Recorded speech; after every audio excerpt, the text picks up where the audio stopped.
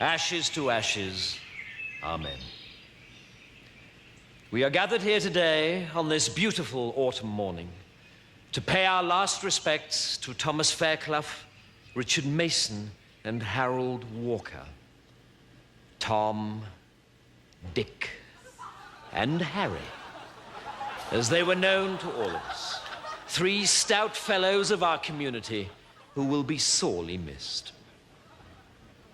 Tom, sadly, was blind, an affliction he bore with great fortitude, especially considering he was also deaf.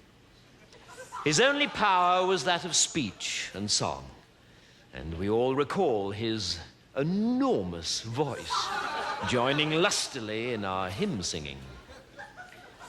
Of course, being blind and deaf, Tom never actually knew what hymn we were singing, which seemed appropriate, because we never knew what hymn he was singing either. In fact, if we had to be frank with each other, Tom didn't actually know any hymns. Thus, it is with deep gratitude we recall the day when Colonel Grant, using only a sense of touch through the medium of a clenched fist, actually broke through to Tom and got him to shut up. Needing guidance through the darkness of life, Tom was lucky to have a friend like Dick. Dick had perfect eyesight and would gladly lead Tom wherever he wanted to go. Unfortunately, since Dick was also deaf, he couldn't actually hear where Tom wanted to go. Yet, like Tom, Dick never complained about his afflictions, did he? Well, he couldn't. He was dumb.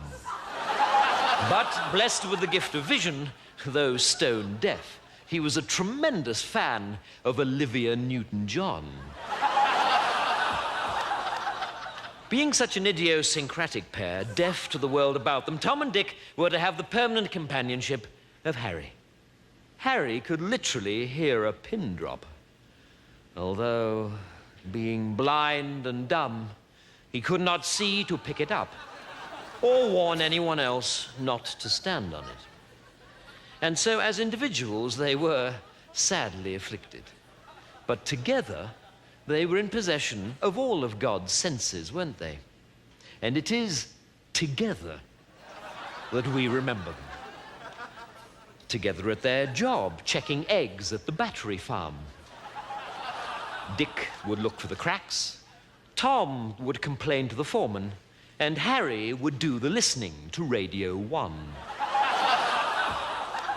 Likewise, in the evening, when they had returned from work, they would all sit on the big red couch. Dick watching the television, Harry listening to the television, and Tom insisting that it was time to buy a television.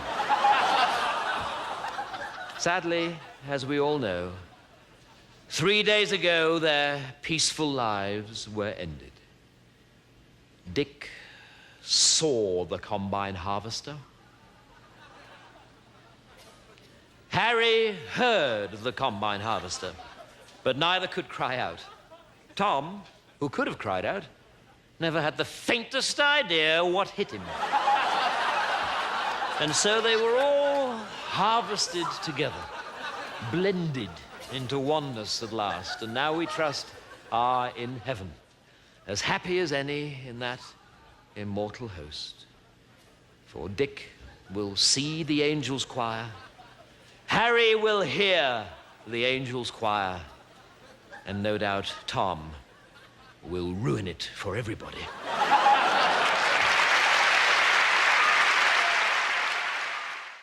Boys, the headmaster has asked me to speak to you this morning on the subject of smut.